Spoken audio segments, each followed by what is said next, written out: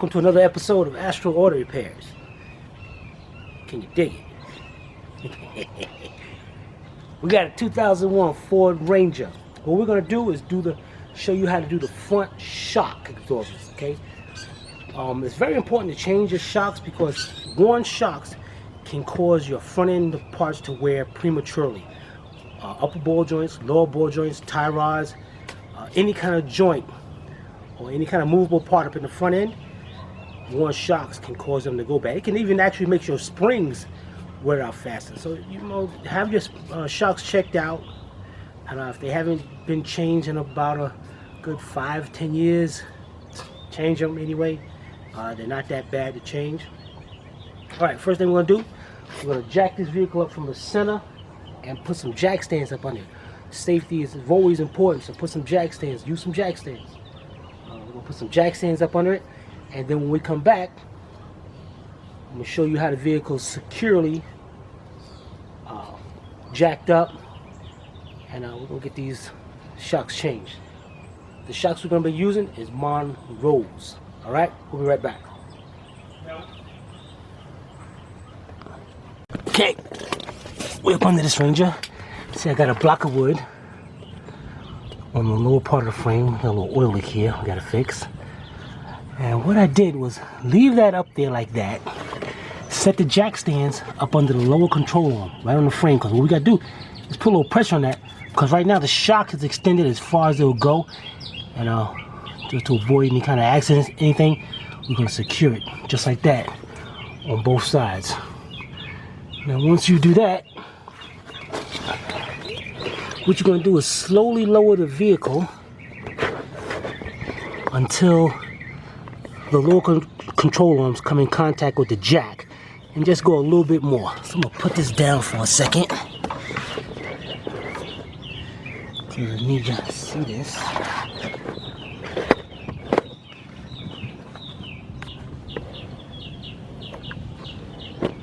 Okay.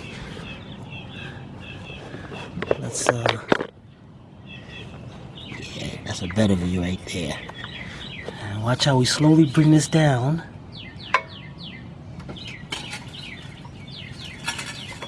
You see that? So how that lower control arm came up a little bit? That's exactly what you want to do. Then we're going to go up.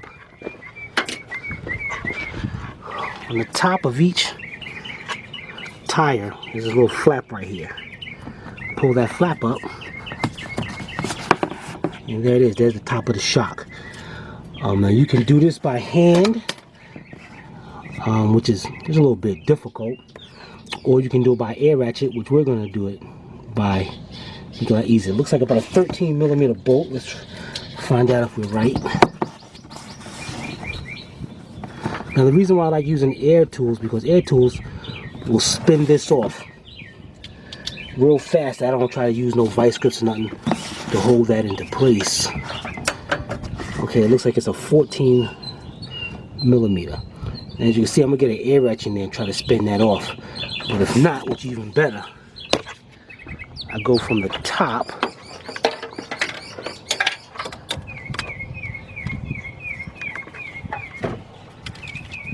And as you can see, there's the bolt right down there. Over that way, right down there, yeah. We'll get a 1/2-inch drive, which spins faster with extension, and spin them right off. But let's try this out with the video first. On the let's try this out with the air ratchet first, and see if we can get that to come off. Okay, let's get that set up. And I might use a deep 14 or 9/16 because it really might not work too well. Alright, we'll be right back. Let's see if we're good. Look at this.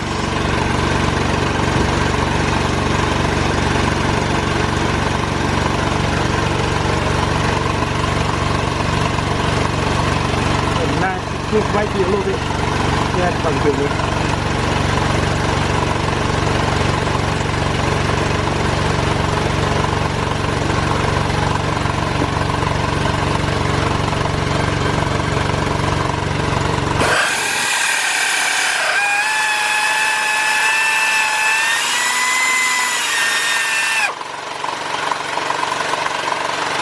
we gotta take off this next one. So it looks like as we're hitting it, the whole shock is turning.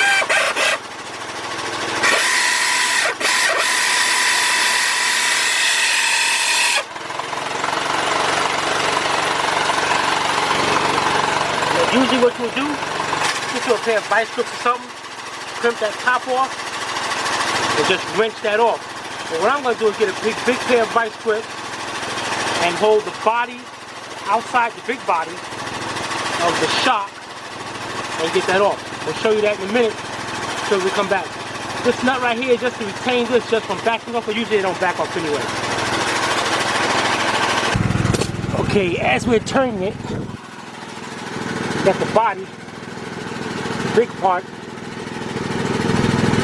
of the shock coming out. It looks like I'm not going to be able to get a pair of vice grips like I wanted to in there. See, I got this big set right here, big jaws, because it looks like it's kind of difficult to get in there and hold that into place. Oh, wait a minute, we might be able to got something there.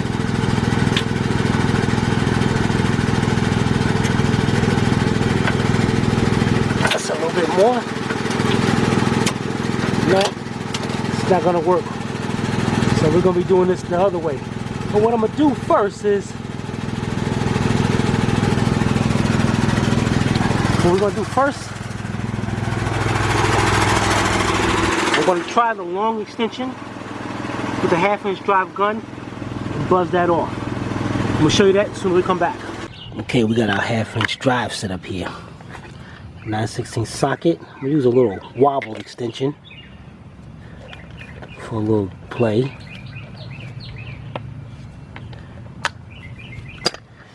Then we get the short,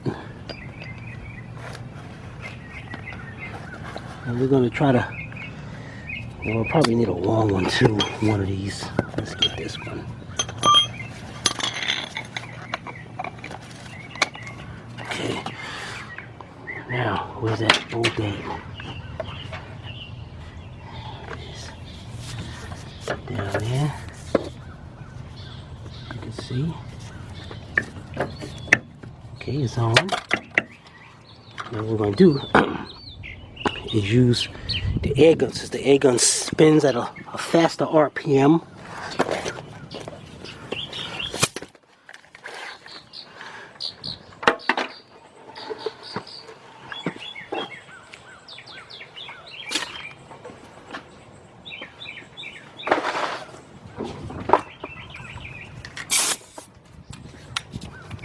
that should take that bolt off with no problem.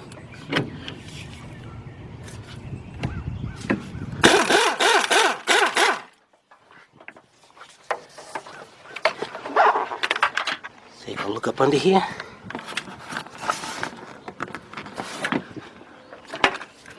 Hit it a couple more times just to be sure. Okay. And there it is. Just that quick. Got a washer. We got the bushing. And now I'm going to show you how we take the shock out completely. We'll be right back. Okay, we got the top half of the shock done. Now on the bottom half, we have two nuts, 13 millimeter. So I'm gonna use the same 1/2-inch drive gun, 13 millimeter socket with a universal, with a wobble, reducer. And we're gonna get those off. All right, we'll be right back. Okay, here we are. Let's get them knocked out. It's hard to do this with one hand, but you know, we're gonna manage here some kind of way. There we go. One, two. Put the bolts down. And this shock is actually just gonna drop right out of here.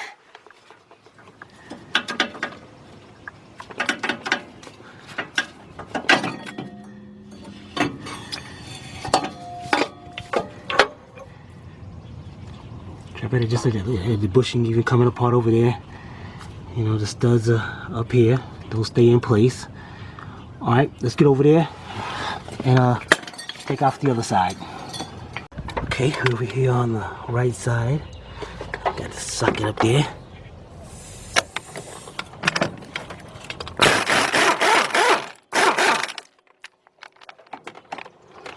Okay, we got the lock nut off. Let's go over here. Pick this up. Pick this flap up. Okay, there we go. As you can see, we got the lock nut off. Now let's get the main nut off.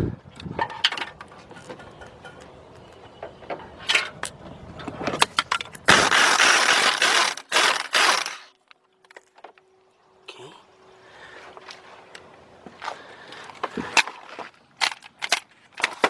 Get the main nut off. Now, let's get those 2 bolts in the bottom and drop that shock out of there.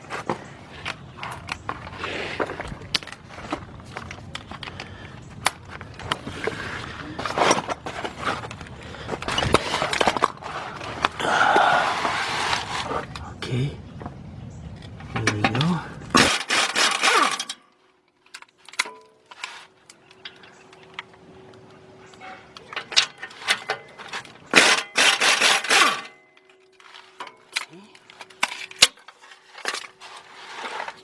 Now we still got the bushings on top, but they still shocks will still be able to come right there, just like that.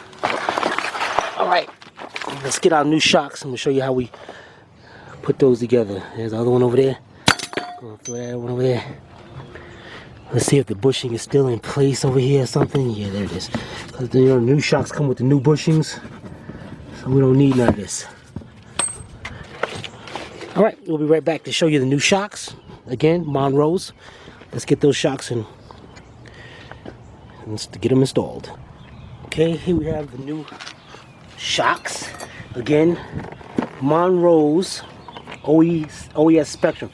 These are the closest to OEM that you're going to get as possible. And actually, Monroe is actually better than OEM. A lot better. Let's see how good these shocks are. Now I push that down with ease. You know, it does return, but I pushed it down with pretty much ease. This one is a little better. See, that one's got a little resistance to it. So that's good.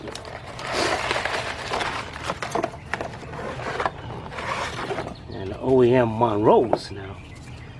See, now that takes some tension to push down. Look how quick that is. Hey, did you just see that one? This one I squeezed in and it took a long time to come back.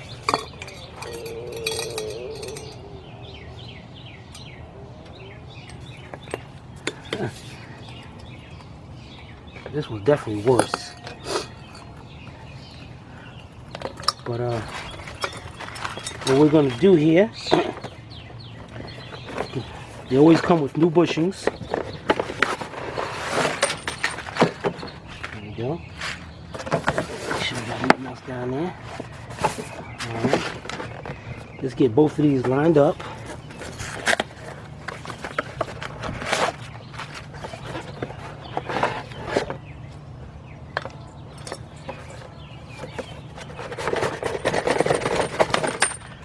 Okay. Let's get our bushings first.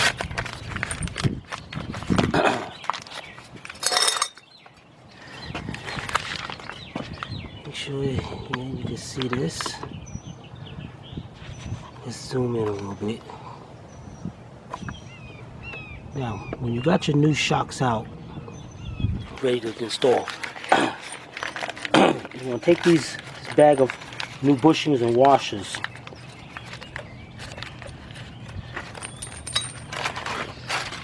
You can, like you just can see, I'm gonna mix the two on it because they're the same, so I know.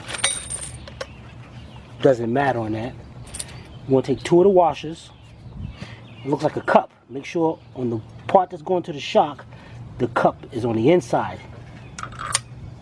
like that. Then we're going to put 2 bushings on there. Make sure the smaller end of the bushing is facing up.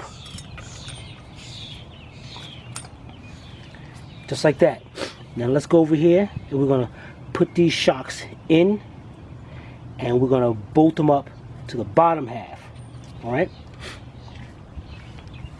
So we'll be right back and install that. Okay, here we are on the left side. We'll put this flap up. You got this little hole right here. Now that's where the shock is going to come through when you install it from the bottom. So let's grab one of these shocks. Go over here. And you see right there. Now you notice at the bottom of the shock, notice how that this like instead of straight up, that bracket right there is like at an angle. It's because these bolts are at an angle. So we're gonna make sure, and you can twist them when you put them in, but what we're gonna do is put the shock up there, make sure it goes, make sure the bushing and nothing came off. It's gonna go through the hole, and then like you see like right now, see how that's wrong. You don't want to do that. So what I gotta do is turn the shock and make sure we go back through the hole. See that? That's perfect. Then we're gonna get our 2 nuts over here and put them, start them hand tight, and then bolt them on. You're going to bolt them on. All right, let's get that done. Okay, we got that side done. Let's go to the other side and install that shock.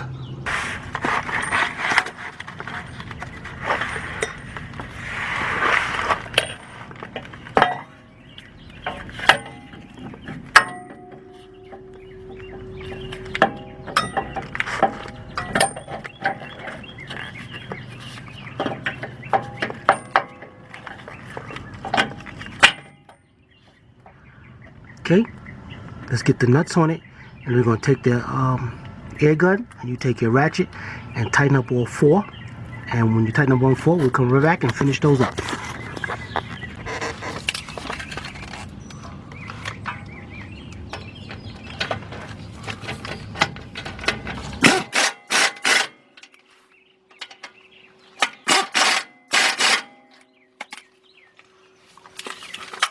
Okay, now we go up here, we see the bushing on the top of the shock right there. Now you got all that set up. Now what you're going to do here is go over here to your kit, the bolts and bushings that came with the kit.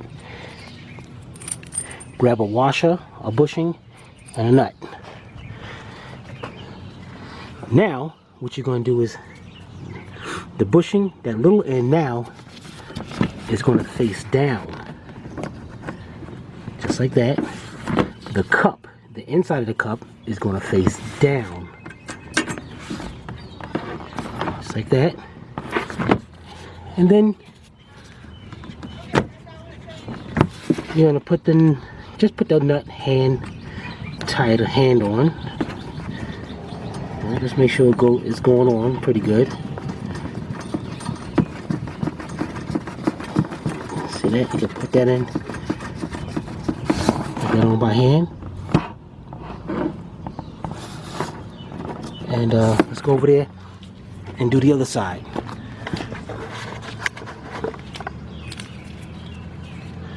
Let's grab our 3.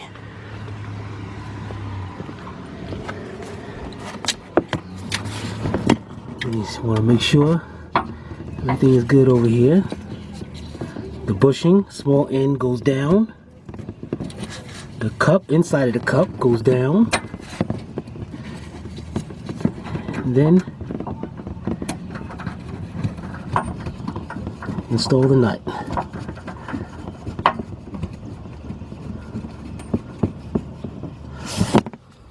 Just like that. All right. Now we're gonna get our. Now what we're gonna do here? Now that we got that done, we're gonna jack this vehicle up. take out our jack stands. And we're gonna need to put pressure on those shocks. Let's get this out of the way. We're gonna bring this car down and let the tires hit the ground, bring it down more. And then we're gonna go in there and tighten up those bushings. Tighten up those top nuts all the way with the air gun. Alright, let's get those tightened up. I'm gonna show you how tight they should be. Okay, we tighten up the nuts. And you can see, because you want to make sure the bushing is squeezed about a ½ inch between the washer and the frame. And then, finalizing it, you want to get that lock nut again, because you don't want these things to back off. So you want to get that lock nut, put that lock nut on.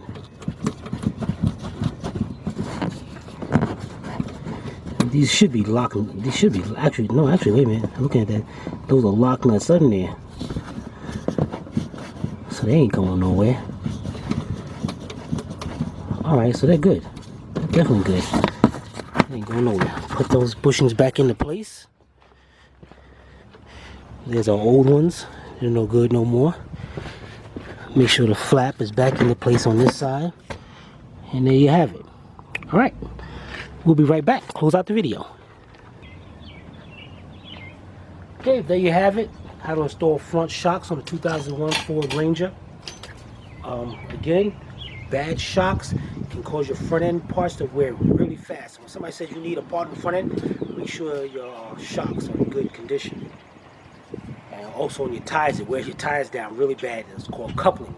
Little marks look like bald spots on your tire. This is Timmy from Astro Auto Repairs. If we can't repair it, nobody can.